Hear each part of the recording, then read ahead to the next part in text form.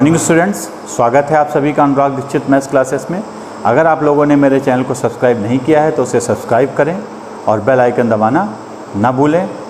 आज का जो टॉपिक है वो क्लास 10th साइंस का चैप्टर 12 इलेक्ट्रिसिटी है। तो आइए आज हम इलेक्ट्रिसिटी के बारे में आपसे डिस्कशन करते हैं।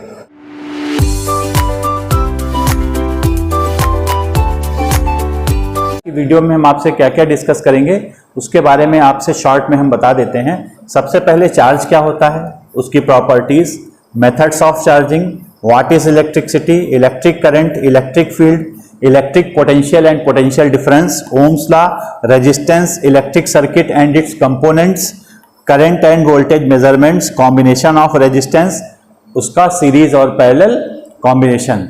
ये सारे टॉपिक्स हम आज की वीडियो में आपसे डिस्कस करेंगे। तो आइए एक एक करके हम सभी टॉपिक आपसे डिस्कस करें कि what is electric charge. Electric charge क्या है? इलेक्ट्रिक चार्ज को समझने के लिए अगर हम किसी ग्लास रॉड को सिल्क क्लॉथ से रब करें तो उसके रब होने से जो हमारी ग्लास रॉड होती है वो स्मॉल पार्टिकल्स को अपनी तरफ अट्रैक्ट करना शुरू करती है। That property is called electric charge. अब हम थोड़ा डीप में आपसे डिस्कस करते हैं कि ये चार्ज जनरेट कैसे होता है। इसके लिए आप सभी लोग जानते हैं कि कोई भी अगर मैटर है तो दैट कंसिस्ट ऑफ एटम, और एटम के जो सेंटर में हमें पता है कि न्यूट्रॉन्स और प्रोटॉन्स होते हैं। न्यूट्रॉन्स हमारे न्यूट्रल होते हैं, यानी उनके ऊपर कोई भी चार्ज नहीं होता है। जो प्रोटॉन्स होते हैं वो पॉजिटिव चार्ज के होते हैं, और जो चारों तरफ हमारे इलेक्ट्रॉन्स पाए जाते हैं दैट आर निगेटिवली चार्ज। जब हम एक बॉडी पर दूसरे के रब करते हैं तो उस कंडीशन में क्या होता है कि फ्रिक्शन फोर्स जनरेट होता है, और इस फ्रिक्शन फोर्स की वजह से थर्मल एनर्जी जनरेट होती है, और थर्मल एनर्जी की वजह से जो हमारा एटम है उसकी आउटर ऑर्बिट्स के इलेक्ट्रॉन उस एनर्जी की वजह से उस एटम को छोड़ के दूसरी बॉडी पर शिफ्ट हो जाते हैं या दूसरी बॉडी पर चले जाते हैं। इसी शिफ्टिंग की वजह से वो बॉडी हमारी चार्ज हो जाती है, यानी जिसके पास इलेक्ट्रॉन कम पड़ जाएंगे वो बॉडी हमारी पॉजिटिवली चार्ज हो जाएगी।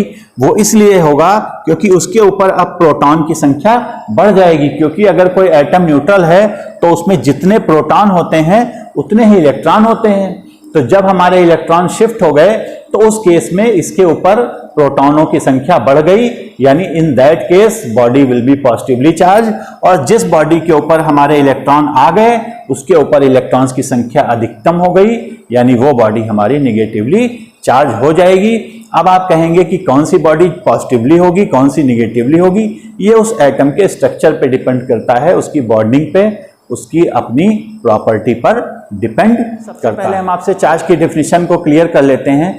यानी हम कह सकते हैं कि charge is an inherent property का मतलब होता है उसकी आंतरिक प्रॉपर्टी, यानी charge is an inherent property of matter that feels force of attraction और रिपल्सन ड्यू टू एक्सेस और deficiency of electrons.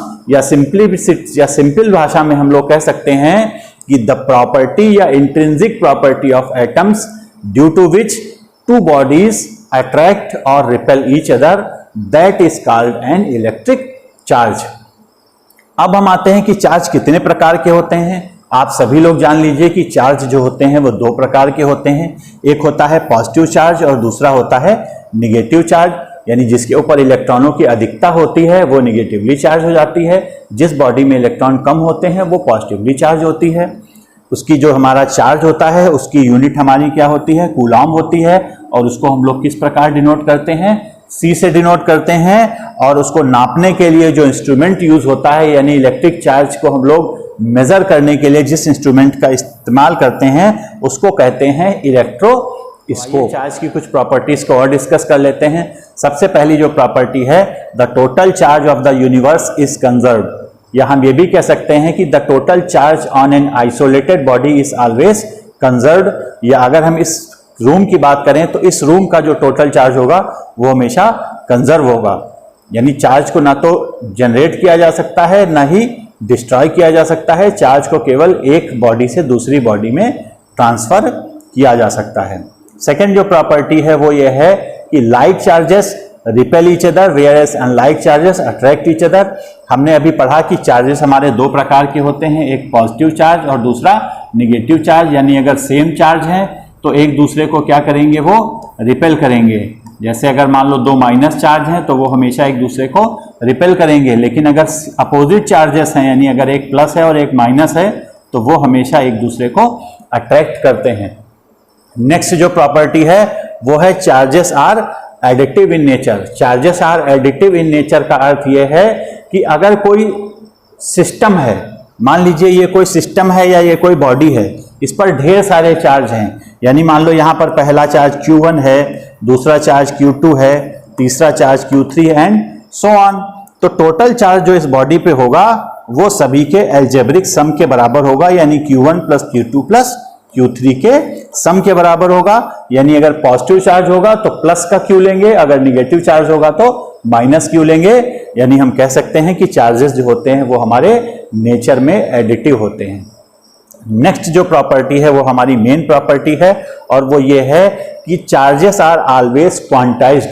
Charges are always quantised का अर्थ यहां पर यह है कि जो चार्ज का ट्रांसफर होता है वो हमेशा इलेक्ट्रॉन के इंटीग्रल मल्टीपल में होगा, यानी Q इक्वल्स टू जो है हमारा Ne होता है। यानी किसी भी बॉडी पर जो टोटल चार्ज होगा या ट्रांसफर भी चार्ज अगर होता है तो वो हमेशा इलेक्ट्रॉन का इंटीग्रल मल्टीपल होता है। यानी अगर मान लीजिए दो इलेक्ट्रॉन है किसी भी बॉडी पर, तो उस पर जो टोटल चार्ज होगा वो कितना हो जाएगा, 2e हो जाएगा। यानी जो किसी भी बॉडी पर जो चार्ज क्रिएट होता है वो कभी भी e का हाफ नहीं होगा। e का मतलब यहां पर चार्ज ऑन एन इलेक्ट्रॉन है, और आप लोग जान लीजिए कि एक इलेक्ट्रॉन पर जो चार्ज होता है वो हमारा होता है 1.67 इंटू 10 की पावर -19 कूलॉम। यानी अगर कोई बॉडी चार्ज होती है तो उस पर या तो E चार्ज होगा या 2e चार्ज होगा या 3e चार्ज होगा, यानी Q बराबर Ne चार्ज होगा। कभी भी E/2 E/3 इस टाइप से चार्ज जो है वो उस पर नहीं होगा, हमेशा इलेक्ट्रॉन का इंटीग्रल मल्टीपल होगा। This is known as quantization of charge. एक और प्रॉपर्टी रह गई है, वो ये है कि चार्ज इज रिलेटिविस्टिकली कांस्टेंट। यानी चार्ज जो होता है वो मूवमेंट से अफेक्टेड नहीं होगा। यानी अगर कोई बॉडी बहुत तेजी से मूव कर रही है तो मोशन की वजह से उसका चार्ज कोई भी प्रभावित नहीं होगा। मान लो अगर किसी बॉडी पे 10 कूलॉम चार्ज है और वो 70 की स्पीड से मूव कर रही है, और अगर वो अचानक रुक जाए तो 10 का 10 ही रहेगा। यानी जितना चार्ज पहले था, मूवमेंट की वजह से चार्ज में कोई भी परिवर्तन नहीं होता है। लेकिन अगर मास की बात करें तो मास जो होता है वो हमेशा बॉडी के मूवमेंट से अफेक्टेड हो जाता है। यानी अगर बॉडी तेजी से मूव कर रही है तो उसके मास में हमेशा चेंज होता है। तो ये सब हमारी basic properties of electric charge थी। ये मेथड्स ऑफ चार्जिंग के बारे में देख लें। किसी बॉडी को चार्ज करने के बेसिकली हमारे दो तरीके हैं। सबसे पहले जो मेन तरीका है वो है हमारा चार्जिंग बाय कंडक्शन। कंडक्शन में क्या होता है कि किसी भी न्यूट्रल बॉडी के संपर्क में अगर कोई चार्ज बॉडी लाई जाती है, जैसे मान लीजिए ये चार्ज बॉडी है और इसके संपर्क में लाई गई, तो इसकी वजह से इस बॉडी पे जो चार्ज आता है that is called as charging by conduction.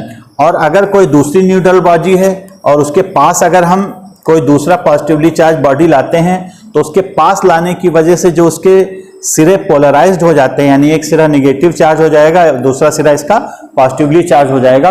That method is called charging by induction. यानी इंडक्शन में जो चार्ज बॉडी होती है वो न्यूट्रल बॉडी से टच नहीं कराई जाती है। That method is called charging by induction. और जिसमें चार्ज बॉडी को न्यूट्रल बॉडी से टच करा के जो चार्ज किया जाता है that is called charging by conduction. अब हम अपने मेन टॉपिक पे आते हैं, व्हाट इज इलेक्ट्रिसिटी। हम यहाँ पर इस फिगर के द्वारा देख सकते हैं कि जो इलेक्ट्रिसिटी है इससे हमारी पावर भी, मतलब इससे हमारी कार भी चलती हैं, यानी पावर जनरेट होता है। इसी इलेक्ट्रिसिटी की वजह से हमारी हीटिंग भी होती है, यानी गीजर, प्रेस, ये सब इलेक्ट्रिसिटी की मदद से चलता है। इसके साथ साथ टीवी हो गया, कंप्यूटर हो गया, मोबाइल हो गया, लाइट, फैन, ये सब क्या है, ये सब हमारा इलेक्ट्रिसिटी की हेल्प से चलता है। यानी इलेक्ट्रिसिटी में कुछ ऐसा जरूर है जो इसको चलाने में मदद कर रहा है।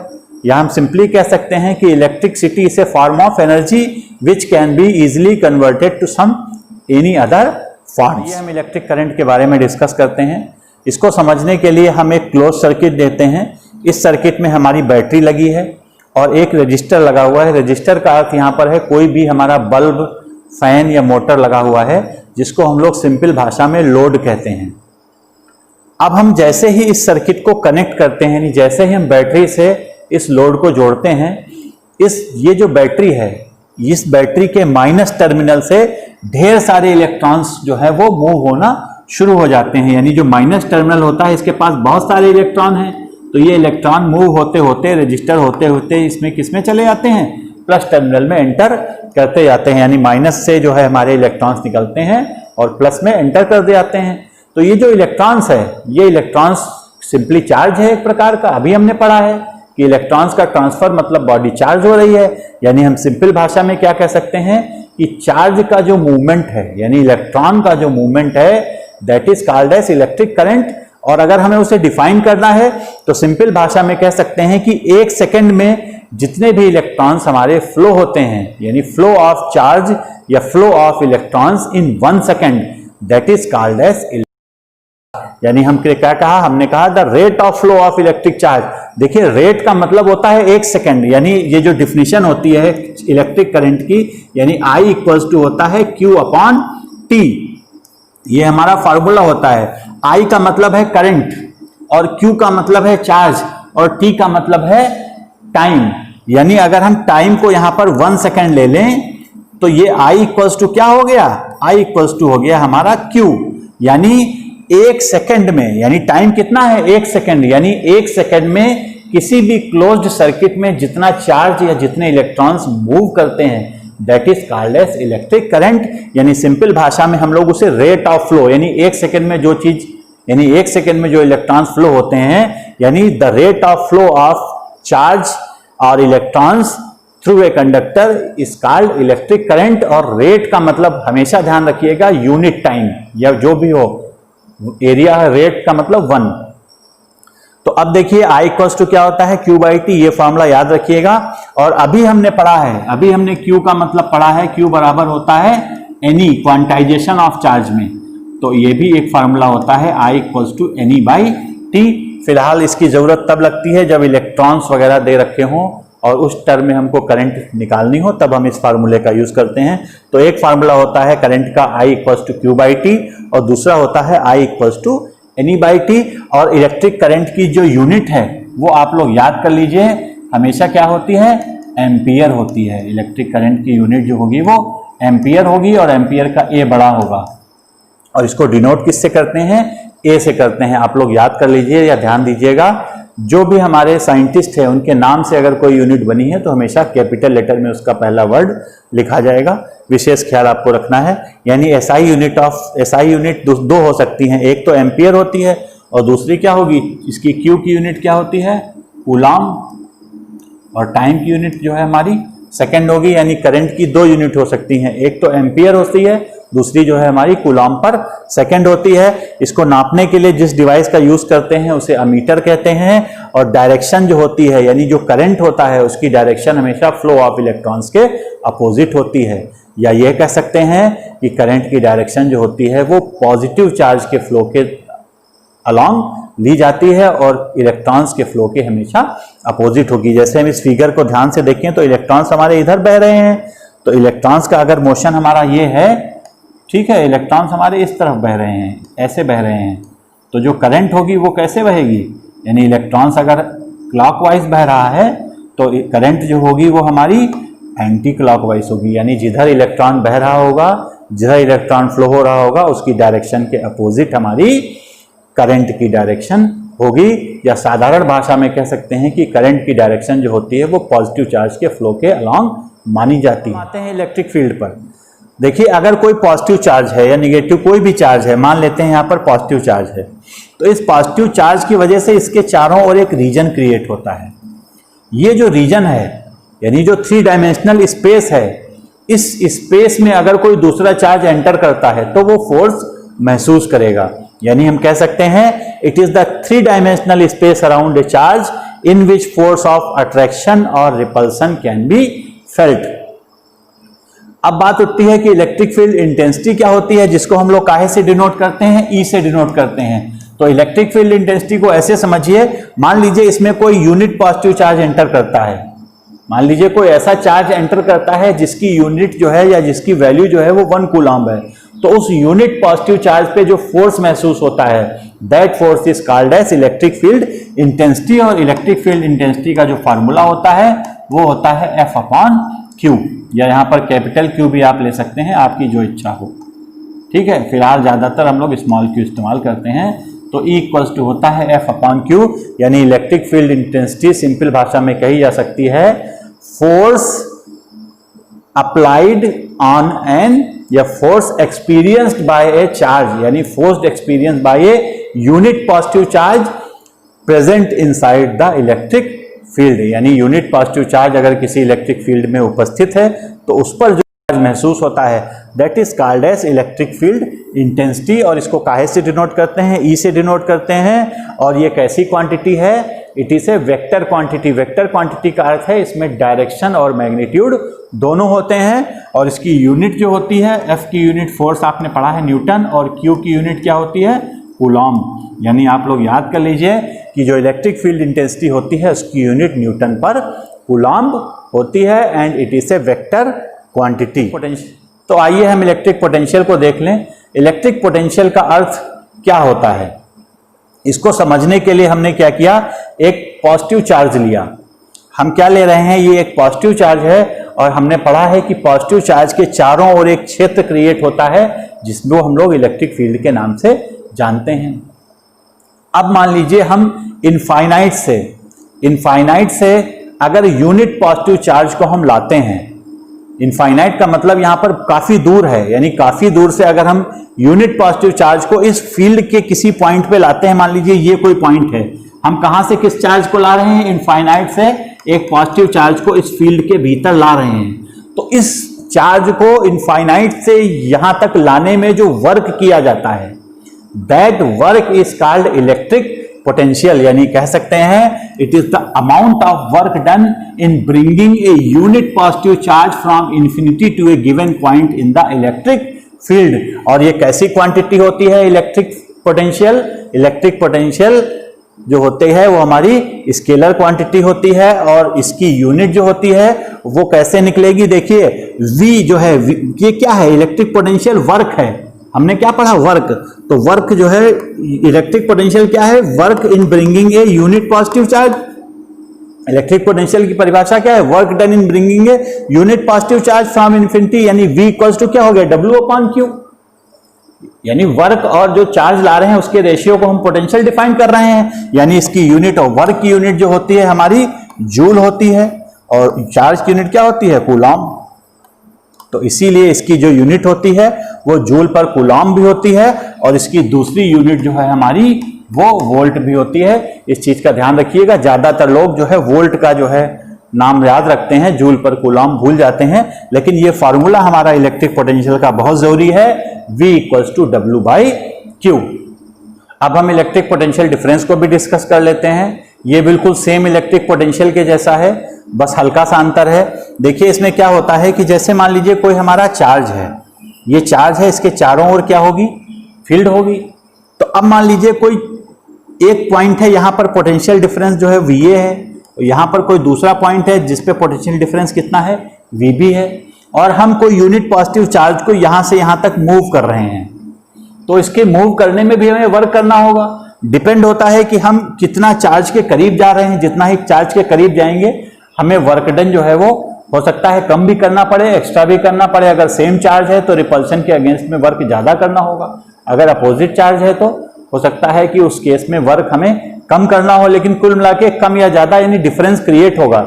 यानी इलेक्ट्रिक फील्ड के अंदर यूनिट पॉजिटिव चार्ज को, Q का मतलब है यूनिट पॉजिटिव चार्ज, यानी जिसकी वैल्यू जो है 1 कूलॉम्ब हो, तो यूनिट पॉजिटिव चार्ज को इलेक्ट्रिक फील्ड के अंदर एक पॉइंट से दूसरे स्थान तक लाने में जो वर्क होता है या वर्क में जो डिफरेंस होता है, जैसे यहां से यहां तक लाएंगे तो कुछ वर्क में डिफरेंस निकलेगा, that difference is called electric potential difference. यानी हम सिंपल भाषा में कह सकते हैं it is the amount of work done in bringing a unit positive charge from one point two another point in an electric field. और ये कैसी क्वांटिटी होती है, बिल्कुल सेम उसी तरह स्केलर क्वांटिटी होती है, और इसका भी जो फार्मूला होता है वो VB माइनस VA। आप VA minus VB minus A दोनों कह सकते हैं, क्योंकि ये डिफरेंस है, क्योंकि VB का मतलब potential difference at point B, VA का मतलब potential difference at point A, और ये कितना होता है W/Q। इस फार्मूले को आप लोग याद रखेंगे, और इसकी भी यूनिट जो होती है वो दो होती हैं। W की यूनिट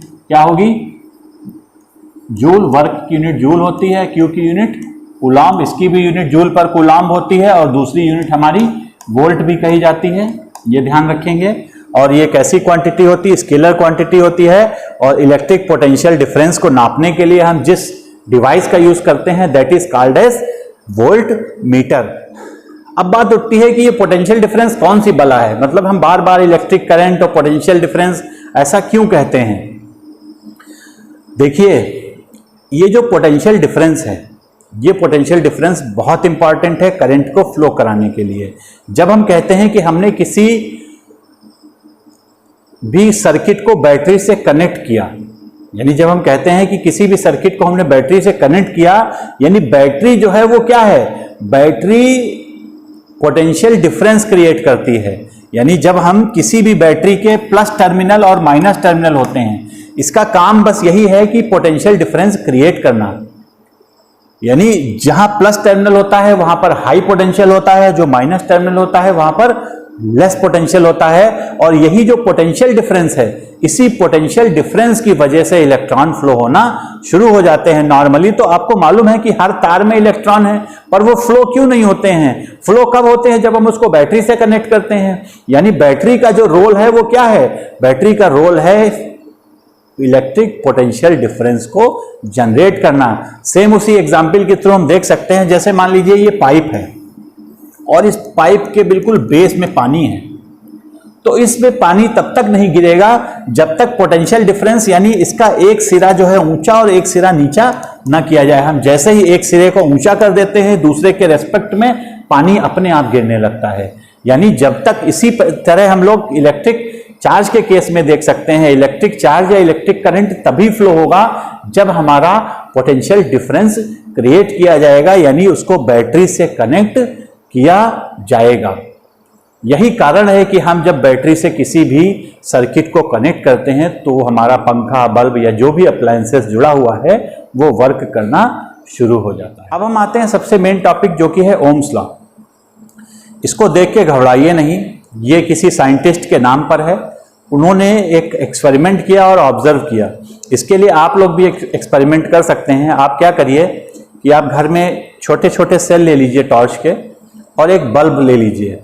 आप क्या करिए, आप सिंगल बैटरी जोड़िए। आप उस बल्ब से, मान लीजिए ये बल्ब है और इस बल्ब के दो टर्मिनल हैं, आप एक सिंगल बैटरी जोड़िए। फिर क्या करिए, फिर दो बैटरी जोड़िए, फिर उसके बाद 3 बैटरी जोड़िए। इसी बल्ब से 3 बैटरी जोड़िए। तो आप क्या देखेंगे? आप देखेंगे कि जब सिंगल बैटरी जोड़ी थी तो बल्ब धीमा जल रहा था, 2 बैटरी जोड़ी तो बल्ब और तेज जला, 3 बैटरी जोड़ी तो और बल्ब तेज जला। बल्ब, ये बैटरी क्या है? बैटरी जो है हमारा पोटेंशियल डिफरेंस प्रोवाइड करती है। आप लोगों ने पढ़ा होगा कि बैटरी पे कितना लिखा होता है? 1.5 वोल्ट। यानी जो एक छोटी सी बैटरी हमारे घर में आती है, जो ड्राई सेल होता है, वो 1.5 वोल्ट का होता है। यानी पहले हमने 1.5 वोल्ट लगाया तो बल्ब धीमे जला, फिर 3 वोल्ट लगा दिया, बल्ब थोड़ा और तेज जला, फिर 4.5 वोल्ट लगा दिया तो बल्ब और तेज जला। यानी क्या हो रहा है? यानी हम जैसे जैसे पोटेंशियल डिफरेंस बढ़ा रहे हैं, उस सर्किट में बल्ब तेज जल रहा है, यानी करंट जो बह रही है वो और तेज हो रही है। यानी उन्होंने क्या देखा? उन्होंने कहा कि the current flowing through a conductor is directly proportional to the potential difference between its end if all the physical condition का अर्थ यहां पर है कि टेम्परेचर, मेनली जो टेम्परेचर प्रेशर है वो हमारा न बदले। अगर फिजिकल कंडीशन सेम रहती हैं तो किसी भी कंडक्टर में, कंडक्टर का मतलब किसी भी तार में जो बहने वाली करंट होती है वो किसके प्रोपोर्शनल होती है? V के प्रोपोर्शनल होती है। और हमने बताया है कि V का अगर हम प्रोपोर्शनलिटी साइन हटाएं, यानी अगर हम इसको ऐसे लिख दें I is proportional to V, चाहे V is proportional to I, मतलब तो एक ही है। अगर I बढ़ेगी तो V बढ़ेगा, V बढ़ेगा तो I बढ़ेगा। तो हमने क्या किया, V is proportional to I लिख लिया, और इस प्रोपोर्शनलिटी के साइन को जब हम हटाएंगे तो यहां पर इक्वल हो जाएगा, और इक्वल की जगह हमने R लगाया, यानी V इक्वल्स टू RI। तो अगर हम R को देखें तो R इक्वल्स टू क्या हुआ, V अपॉन I। इसी को हम लोग ओम्स लॉ कहते हैं, और जहां पर R क्या है, ये एक कांस्टेंट है, और इसी कांस्टेंट को हम लोग रेजिस्टेंस कहते हैं। आगे देखते हैं रेजिस्टेंस क्या चीज होती है, यानी रेजिस्टेंस क्या है। Resistance is the property of a conductor to resist the flow of electrons through it. यानी रेजिस्टेंस जो आया है, यानी V अपॉन I का जो रेशियो है, यानी जो कांस्टेंट है, उसको हमने R माना है, और R जो है वो रेजिस्टेंस होता है, और जो रेजिस्टेंस है ये एक कंडक्टर की इंट्रिंसिक प्रॉपर्टी होती है, यानी उसकी एक आंतरिक गुण होता है, जो हमेशा क्या करता है, करंट के फ्लो का विरोध करता है। यानी हम कह सकते हैं कि resistance is a property of a conductor to resist, resist का मतलब विरोध करना, the flow of electrons through it. और ओम्स ने क्या कहा था, R इक्वल्स टू क्या होता है, V अपॉन I, और रेजिस्टेंस की यूनिट जो होती है वो ओम होती है। और दूसरी यूनिट अगर हम निकालना चाहें तो V का मतलब पोटेंशियल डिफरेंस, यानी वोल्ट अपॉन करंट की यूनिट जो होती है वो एम्पियर होती है। अगर आपसे कहे कि रेजिस्टेंस की दो यूनिट बताइए, तो एक तो हमारी ओम होती है, और ओम को डिनोट किससे करते हैं, इस टाइप से, ये ओम होता है। ये उठा क्यों है, ये उठा इसलिए है कि इसकी वजह से जो करंट है वो विरोध कर रहा है, इसीलिए इसका जो सिंबल होता है वो इस टाइप से उठा के बनाया जाता है, यानी जो चार्ज है उसको फ्लो होने में ये बाधा उत्पन्न करता है, दैट इज कॉल्ड। अब हम आते हैं कि जो रेजिस्टेंस है वो किन किन बातों पर निर्भर करता है। तो देखिए, सबसे पहले जो किसी भी तार का जो रेजिस्टेंस है वो किस पर निर्भर करता है, लेंथ ऑफ द वायर। अगर कोई वायर है तो उसकी लंबाई जितनी ज्यादा होगी, उसका जो रेजिस्टेंस है वो हमेशा अधिक होगा, यानी R is proportional to L। यानी छोटा तार है तो उसका रेजिस्टेंस कम होगा, बड़ा तार है तो रेजिस्टेंस उसका ज्यादा होगा। यही कारण है कि हम किसी भी इक्विपमेंट में बड़े तार को अवॉइड करते हैं, प्रयास रहता है कि जितनी आवश्यकता हो उतना ही वायर यूज किया जाए। सेकंड जो होता है, inversely proportional to the area of cross section of the wire. Inversely proportional का मतलब यह है कि जो रेजिस्टेंस हमारा है वो किसके प्रोपोर्शनल होता है, inversely proportional to the area of cross section. यानी हम प्रयास ये करते हैं कि तार जो है वो मोटा रहे, यानी जितना एरिया ज्यादा होगा रेजिस्टेंस उतना कम होगा। यानी अगर एरिया कम है तो रेजिस्टेंस जो होगा वो उसका बढ़ जाता है। यही कारण है, आप लोगों ने देखा होगा कि जो हमारी कार होती है या कोई भी ट्रक होती है, उसकी अगर हम बैटरी को देखें तो जब हम बैटरी के पास जो वायर देखते हैं वो काफी मोटे इस्तेमाल किए जाते हैं। सेम इन्वर्टर से बैटरी में जो तार जाता है, हम उसको भी गौर करें, वो तार हमारे मोटे इस्तेमाल होते हैं। हम उसको मोटा क्यों करते हैं, मोटा करने से उसका एरिया बढ़ जाता है, और एरिया बढ़ने से जो रेजिस्टेंस हमारा वायर का होता है वो कम होता है। यानी रेजिस्टेंस हमारा किस किस बात पे निर्भर करता है, पहला उस तार की लंबाई पे, यानी तार की लंबाई ज्यादा है तो रेजिस्टेंस ज्यादा है। दूसरा, अगर एरिया ज्यादा है तो रेजिस्टेंस जो है कम है, यानी resistance is inversely proportional to the area of cross section of the wire. और तीसरा जो है वो किस पे डिपेंड करता है, मटेरियल ऑफ द कंडक्टर, यानी जो कंडक्टर हमारा, यानी किस प्रकार का तार इस्तेमाल कर रहे हैं, किस मेटल का तार इस्तेमाल कर रहे हैं। अगर सिल्वर का इस्तेमाल करेंगे तो कम रेजिस्टेंस होगा, अगर हम एल्युमिनियम का तार इस्तेमाल करेंगे तो रेजिस्टेंस बढ़ जाएगा, अगर कॉपर का इस्तेमाल करेंगे तो रेजिस्टेंस कम होगा। तार कॉपर के क्यों बनाए जाते हैं, तार कॉपर के इसीलिए बनाए जाते हैं क्योंकि कॉपर जो होता है उसका रेजिस्टेंस कम होता है, इसीलिए हम लोग कॉपर का यूज करते हैं। वैसे तो गोल्ड रखा जा सकता है, सिल्वर रखा जा सकता है, पर गोल्ड और सिल्वर इतना महंगा होता है, इसीलिए हम लोग गोल्ड और सिल्वर का इस्तेमाल नहीं किया जा सकता है, लेकिन उसका ऑप्शन हमें कॉपर मिल गया है। तो कॉपर क्यों इस्तेमाल करते हैं वायर के रूप में और कोई मेटल नहीं लेते हैं, दैट इज द रीजन, क्योंकि कॉपर का जो रेजिस्टेंस होता है वो हमारा कम होता है। चौथा जो पॉइंट है, directly proportional to the temperature of the material. जो रेजिस्टेंस तार का होता है वो मटेरियल के टेम्परेचर पर भी निर्भर करता है। यानी आप लोगों ने देखा होगा कि गर्मियों के समय वोल्टेज डाउन क्यों होता है, गर्मियों के समय वोल्टेज डाउन इसीलिए होता है कि जब गर्मी ज्यादा बढ़ती है तो जो हमारे वायर्स हैं वो गर्म हो जाते हैं। जब वायर्स गर्म हो जाते हैं तो उनकी गर्मी की वजह से रेजिस्टेंस बढ़ जाता है, और इसीलिए जो वोल्टेज ड्रॉप हमारे घरों में बढ़ जाता है और जो हमारे इक्विपमेंट हैं वो धीमे पड़ जाते हैं। तो ये सब हमारे मेन फैक्टर्स थे जिन पर रेजिस्टेंस डिपेंड करता है। अब हम आते हैं मेन टॉपिक पे, यानी रेजिस्टेंस पहला किस पे डिपेंड कर रहा है, रेजिस्टेंस पहला हमारा लेंथ ऑफ द वायर पे डिपेंड कर रहा है, और दूसरा inversely proportional to area of cross section of the wire. तो अगर हम फर्स्ट और सेकंड को कंबाइन कर दें, कंबाइनिंग फर्स्ट एंड सेकंड, तो देखिए R किसके प्रोपोर्शनल मिल जाएगा, R जो है हमारा हो जाएगा R is proportional to L upon A। और अगर हम प्रोपोर्शनलिटी हटा दें तो इक्वल टू का साइन लगाएंगे, इक्वल टू का साइन लगाएंगे तो एक कांस्टेंट का यूज होगा और इस कांस्टेंट को कहते हैं रो। तो R equals to rho L upon A। ये भी एक फार्मूला होता है रेजिस्टेंस का, एक फार्मूला होता है रेजिस्टेंस का R equals to V upon I, वो तो होता है। दूसरा होता है R equals to rho L upon A, जहां पर रो क्या है, रो एक प्रकार का कांस्टेंट है और इसको हम लोग कहते हैं स्पेसिफिक रेजिस्टेंस। क्या कहते हैं इसको, स्पेसिफिक रेजिस्टेंस कहते हैं, या कभी कभी इसको रेजिस्टिविटी भी कहा जाता है, रेजिस्टिविटी। यानी हमने क्या लिखा, where rho is the constant called proportionality, जिसको resistivity of the material of the conductor कहते हैं। और इसकी यूनिट क्या होगी, हम जरा इसको भी देख लेते हैं। रेजिस्टिविटी की यूनिट फार्मूला हमारा क्या आया है, R equals to rho L by A। तो इससे रो की वैल्यू निकालिए जरा, तो रो इक्वल्स टू क्या हो गया, RA अपॉन L। तो R का मालूम है ओम होता है, R की यूनिट अभी हमने पढ़ी है ओम होती है, L की यूनिट मीटर होती है, सॉरी एरिया है तो मीटर स्क्वायर, और L की यूनिट मीटर, तो मीटर स्क्वायर मीटर कैंसिल हो गया, ये कितना आ गया ओम इंटू मीटर। तो जो रेजिस्टिविटी है इसकी यूनिट कितनी होती है, ओम इंटू मीटर। तो ये सब हमारे जो है रेजिस्टेंस की प्रॉपर्टीज। हम स्पेसिफिक रेजिस्टेंस के बारे में थोड़ा सा पढ़ लेते हैं। अभी हमने क्या पढ़ा, हमने पढ़ा कि जो R इक्वल्स टू क्या होता है, R इक्वल्स टू होता है रो L बाई A, जहां पर रो जो है वो हमारा स्पेसिफिक रेजिस्टेंस या रेजिस्टिविटी होता है। अब हम इसको डिफाइन भी करना चाहें तो अगर इसको हम डिफाइन करें तो देखिए क्या होगा, अगर हम L को 1 मीटर ले लें, अगर कोई तार है उसको 1 मीटर ले लें और एरिया ऑफ क्रॉस सेक्शन उस तार का कितना ले लें, 1 मीटर स्क्वायर ले लें, तो देखिए अगर हम वैल्यू पुट करते हैं तो क्या हो जाएगा, R equals to rho into 1 upon 1, यानी R इक्वल्स टू क्या आ गया, R इक्वल्स टू आ गया रो। या हम कह सकते हैं कि hence specific resistivity of a conductor is defined as its resistance when its length is 1 meter and area of cross section is 1 meter square। यानी सिंपल भाषा में कह सकते हैं specific resistivity is equal to resistance of conductor whose length is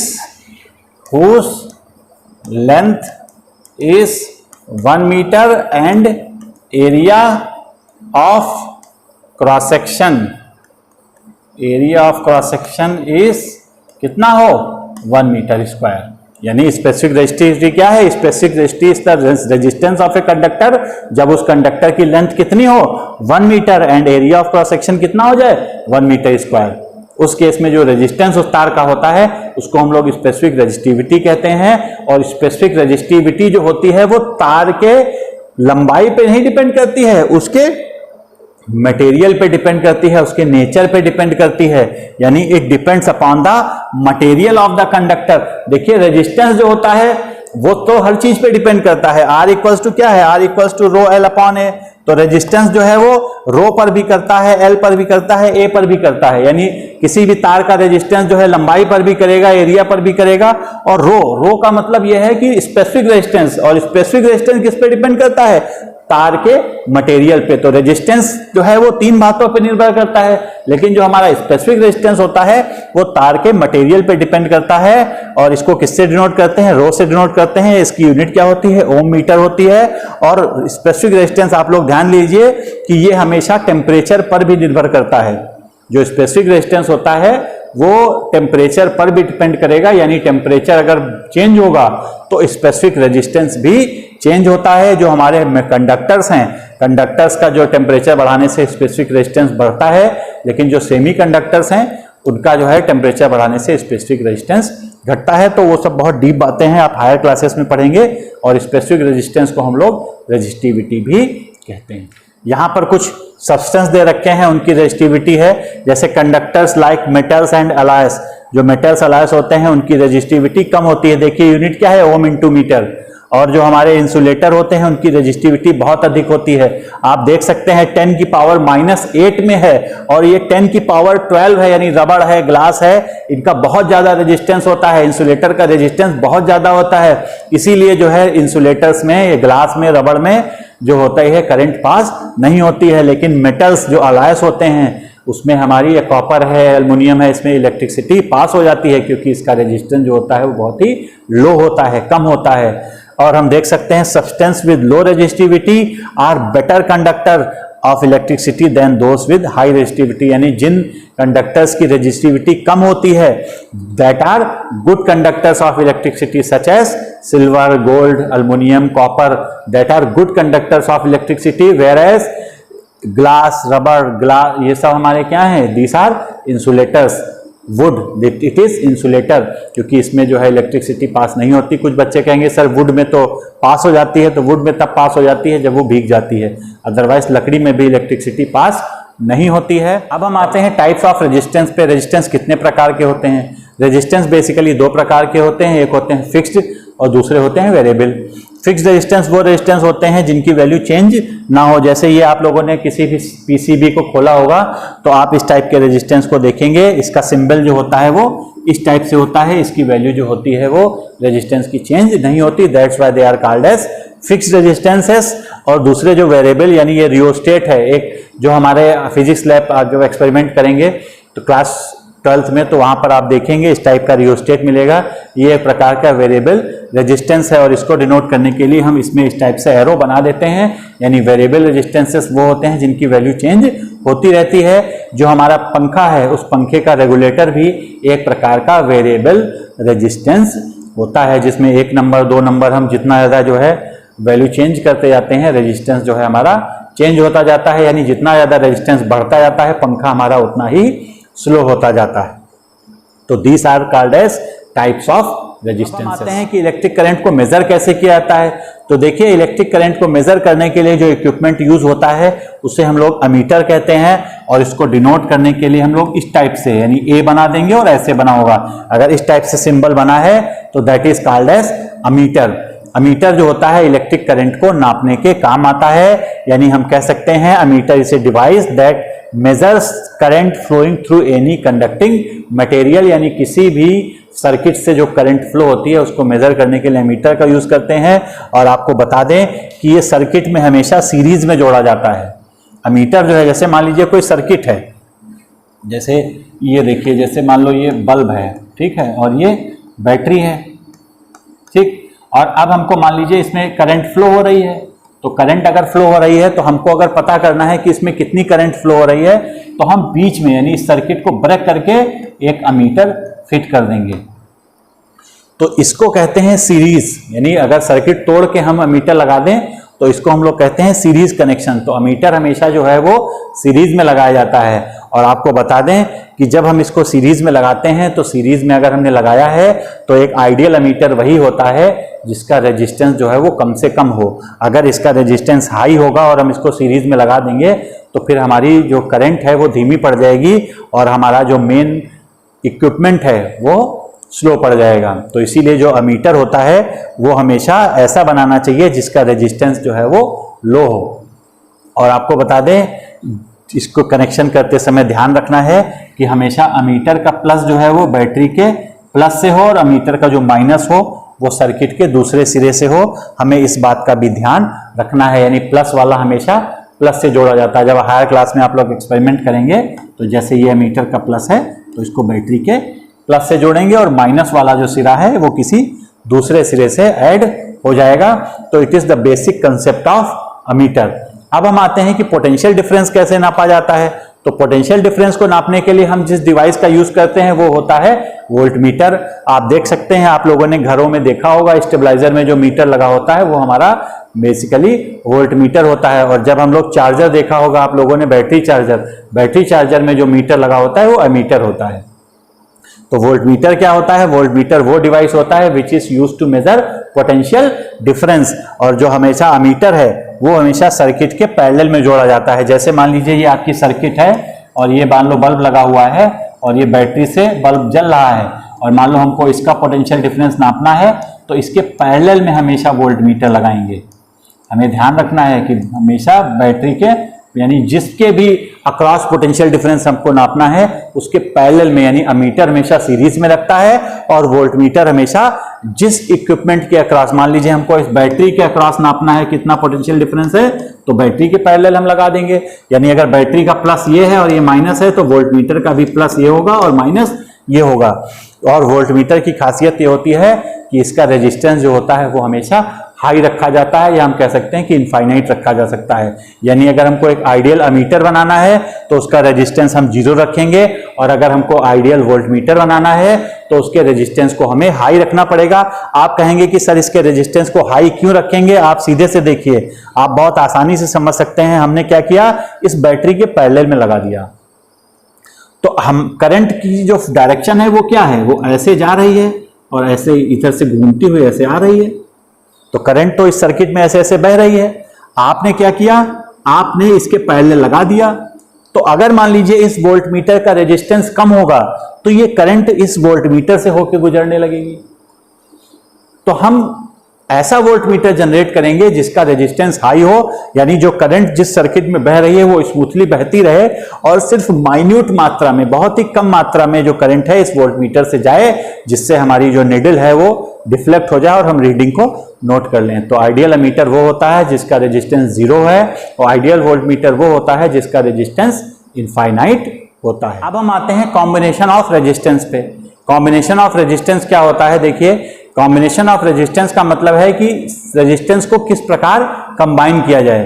तो जब एक से अधिक रेजिस्टेंस होते हैं तो उन्हें कंबाइन करने के 2 तरीके होते हैं, एक होता है सीरीज कनेक्शन और एक होता है पैरेलल कनेक्शन, यानी रेजिस्टेंस इन सीरीज और दूसरा है रेजिस्टेंस इन पैरेलल। यानी हम इस फिगर को देख सकते हैं, यहाँ पर कितने रेजिस्टेंस हैं, एक रेजिस्टेंस R1 है, दूसरा रेजिस्टेंस R2 है और तीसरा रेजिस्टेंस R3 है, यानी R1 R2 R3 3 रेजिस्टेंस हैं। ये किस प्रकार जोड़े गए हैं, ये किसी सर्किट से V का मतलब है यहाँ पर कोई वोल्टेज का सोर्स है उसके सीरीज में जोड़े गए हैं, तो इस टाइप के कनेक्शन को हम लोग सीरीज कनेक्शन कहते हैं। और अगर इस टाइप से 3 रेजिस्टेंस हैं, ठीक है, और इनके तीनों सिरों को मिला के ये जोड़ दिया जाए और किसी सोर्स से जोड़ दिया जाए, तो ये जो कनेक्शन होता है ये हमारा पैरेलल कनेक्शन कहलाता है। तो आप लोग ध्यान से समझ लीजिए, ये सीरीज है और ये पैरेलल रेजिस्टेंसेस का कनेक्शन है। तो हम इसके बेसिक कंसेप्ट के बारे में आपको बताते हैं। देखिए, जब कोई भी 3 रेजिस्टेंस सीरीज में जोड़े जाते हैं, आप इसकी तुलना ऐसे करिए, आप करंट और पोटेंशियल डिफरेंस की तुलना पाइप में बहते हुए पानी से करिए। जैसे हमने बताया था आपको कि मान लो ये पाइप है, तो इस पाइप में जो पानी बह रहा है वो एक प्रकार का करंट है और इसके सिरे जो ऊंचे नीचे हैं वो पोटेंशियल डिफरेंस है। तो बिल्कुल सेम इसी तरह आप इसको समझिए कि जो करंट होगी, जैसे मान लीजिए सीरीज में जुड़े हुए हैं तो सभी पाइप के जो मुंह हैं वो एक दूसरे से कनेक्ट होंगे, माउथ कनेक्ट होंगे, सिरे कनेक्ट होंगे। तो यहां पर जो करंट बहेगी, यानी मान लीजिए करंट कितनी बहती है, I बहती है, तो जितनी करंट इससे बहेगी उतनी करंट इससे बहेगी, उतनी ही करंट इससे गुजरेगी, क्योंकि सिरा तो पूरा एक है। तो हम यहां पर कह सकते हैं कि सीरीज में जो करंट होती है, all the resistors are same. ये हमेशा ध्यान रखिएगा कि सीरीज कॉम्बिनेशन में जो रेजिस्टेंस होते हैं उसमें बहने वाली करंट जो होती है वो सेम होती है। लेकिन जो पैरेलल कनेक्शन है इसमें जरा देखिए, इसमें क्या हुआ, इसमें एक पाइप जा रहा था, उससे 3 जो है पाइप निकाल दिए गए। तो अब इस केस में क्या हुआ, करंट जो होती है वो बढ़ जाती है। इसमें क्यों नहीं बढ़ी थी, क्योंकि करंट बिल्कुल एक ही पाइप से गुजर रही थी। तो इसमें क्या होता है, इसमें करंट जो होती है डिफरेंट होती है, लेकिन इस केस में जो पोटेंशियल डिफरेंस है, यानी इस रेजिस्टेंस के अक्रॉस, इस रेजिस्टेंस के अक्रॉस, इस रेजिस्टेंस के अक्रॉस जो पोटेंशियल डिफरेंस होता है वो हमारा सेम रहता है। यानी यहां पर I जो होगी वो किस में बट गई, I1 में, I2 में और I3 में बट गई। लेकिन जो पोटेंशियल डिफरेंस हुआ, पोटेंशियल डिफरेंस हमारा क्या रहा, वो तीनों रेजिस्टेंस के अक्रॉस सेम रहा। तो ध्यान दीजिएगा, ये बहुत ही जरूरी चीज है, यानी सीरीज में जो हमारा करंट होता है वो सेम रहता है और पोटेंशियल डिफरेंस में जो वोल्टेज होता है वो हमेशा डिफरेंट होता है। तो अब देखिए, हम इस फार्मूले को प्रूव करते हैं। अगर 3 रेजिस्टेंस सीरीज में जोड़े जाते हैं तब क्या होता है, और 3 रेजिस्टेंस पैरेलल में जोड़े जाते हैं तो नेट इक्विवेलेंट रेजिस्टेंस कितना क्रिएट होगा, उसके लिए हम फार्मूला यहां पर जनरेट करते हैं। देखिए, हमने पढ़ा कि the current in all the resistors is same, यानी जो I है वो सेम है, तो डिफरेंट क्या है, डिफरेंट हमारा वोल्टेज है। तो V इक्वल्स टू यहां पर क्या होगा, मान लीजिए ये रेजिस्टेंस है, इसके अक्रॉस वोल्टेज जो है वो V1 है, इसके अक्रॉस वोल्टेज V2 है और इसके अक्रॉस वोल्टेज जो है वो V3 है। वोल्टेज और पोटेंशियल डिफरेंस सेम है, तो हम जो डिफरेंट चीज होगी उसको उठाएंगे, यानी यहां पर V इक्वल्स टू क्या हो जाएगा, V1 plus V2 plus V3। और यहां पर देखिए क्या है, यहां पर वोल्टेज सेम है, तो वोल्टेज सेम है तो करंट डिफरेंट होगी। करंट जो होगी वो किसके बराबर होगी, I1 plus I2 plus I3, यानी ये जो I हो रहा है, यानी जितनी करंट निकल रही है वो I1 I2 I3 में डिवाइड हुई, यानी जो टोटल यहां पे करंट है वो I1 plus I2 plus I3 के बराबर हुई। तो अब देखिए हमने फॉर्मूला पढ़ा है, हमने पढ़ा है R इक्वल्स टू होता है V अपॉन I, बस हम इसी को यहां पर लगाएंगे। तो अब देखिए यहां पर ध्यान से देखें तो क्रॉस अगर मल्टीप्लाई करें तो V इक्वल्स टू RI हो जाएगा। तो अब यहां पर V इक्वल्स, मान लो टोटल जो सर्किट है इसका इक्विवेलेंट रेजिस्टेंस R है, तो R इक्वल्स टू क्या हो जाए, V इक्वल्स टू RI, यानी यहां RI हो गया। हमने स्मॉल I माना है तो आप स्मॉल I मान लीजिए, अगर कैपिटल मानना हो तो कैपिटल मान लीजिए, तो RI हो गया। फिर V1 कितना है, V1 यहां पर पोटेंशियल डिफरेंस V है, लेकिन इसमें करंट तो I बह रही है ना तीनों में, तो यहां पर क्या हुआ, यहां पर V1 इक्वल्स टू क्या हो जाएगा, RI ना, तो रेजिस्टेंस इसका कितना है R1, और करंट इसमें कितनी बह रही है, I बह रही है। ऐसे ही इसका पोटेंशियल डिफरेंस V2 है, इसमें इसका रेजिस्टेंस R2 है और करंट जो है इसमें I बह रही है। सेम इसी तरह इसमें भी करंट I बह रही है और पोटेंशियल डिफरेंस कितना है V3 और रेजिस्टेंस R3, यानी R3 इंटू I। अगर हम I कॉमन ले लें इधर तो क्या आ जाएगा, R1 plus R2 plus R3, यानी I कट गया, तो R इक्वल्स टू आ गया हमारा R1 plus R2 plus R3। यानी अगर सीरीज कॉम्बिनेशन है तो जो नेट इफेक्टिव रेजिस्टेंस होता है वो R1 plus R2 plus R3 के बराबर होता है। इसका मतलब समझिए, इसका मतलब यह है कि जैसे मान लो एक रेजिस्टेंस 2 ओम का है, दूसरा रेजिस्टेंस 3 ओम का है और चौथा रेजिस्टेंस 5 ओम का है, तो अगर इनको हम सीरीज में जोड़ देंगे तो टोटल रेजिस्टेंस कितना बन जाएगा, R1 plus R2 plus R3, यानी टोटल 5 प्लस 3 प्लस 2, यानी टोटल कितना हो गया, 10 ओम यहां पर हो गया रेजिस्टेंस। इसको हम लोग कहते हैं सीरीज कॉम्बिनेशन। अब हम आते हैं पैरेलल कॉम्बिनेशन के लिए। पैरेलल कॉम्बिनेशन में हमने क्या देखा था कि I equals to I1 plus I2 plus I3। तो अब जैसे इससे I बराबर देखिए क्या हो जाएगा, I इक्वल्स टू हो जाएगा V अपॉन R। इसी फॉर्मूले से देखिए V बराबर RI, तो I equals to V upon R। तो अब देखिए यहां पर I क्या है, टोटल करंट है, तो टोटल पोटेंशियल कितना है, V है, तो V अपॉन रेजिस्टेंस मान लो पूरी सर्किट का R है। इसी तरह I1 इसमें बह रहा है, तो इसका रेजिस्टेंस क्या है, इसका रेजिस्टेंस जो है R1 है, यानी इसमें करंट कितनी है, सॉरी I1, तो I1 इक्वल्स टू क्या होगा V, पोटेंशियल डिफरेंस तो तीनों में सेम है तो V हो जाएगा, और इसका रेजिस्टेंस हमारा R1 हो गया। ऐसे ही इसमें देखिए, इसका भी पोटेंशियल डिफरेंस V है और इसका रेजिस्टेंस कितना है R2। ऐसे ही I3 वाले में देखिए, पोटेंशियल डिफरेंस तीनों का सेम है, तो पोटेंशियल डिफरेंस कितना है यहाँ पर V है और रेजिस्टेंस जो है वो R3 है। तो अगर हम ऊपर V कॉमन ले लें, तो ऊपर अगर हम V कॉमन लेते हैं तो क्या आ जाएगा, 1 upon R1 plus 1 upon R2 plus 1 upon R3।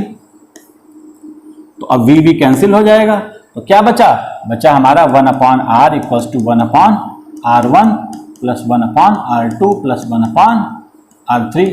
यानी ये फार्मूला होता है। अगर रेजिस्टेंस पैरेलल में जुड़े हैं तो ये लग जाएगा।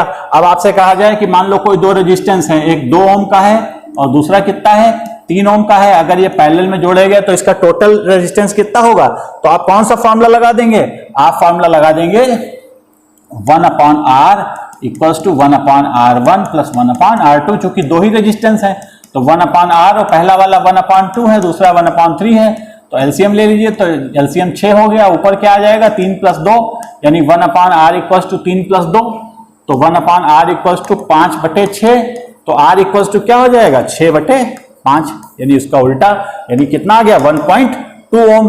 तो हमने क्या देखा, हमने देखा कि 2 और 3 ओम के रेजिस्टेंस थे, उनका जो पैरेलल में हमने जोड़ा तो रेजिस्टेंस, इफेक्टिव रेजिस्टेंस कितना आ गया, इफेक्टिव रेजिस्टेंस 1.2 ओम आ गया।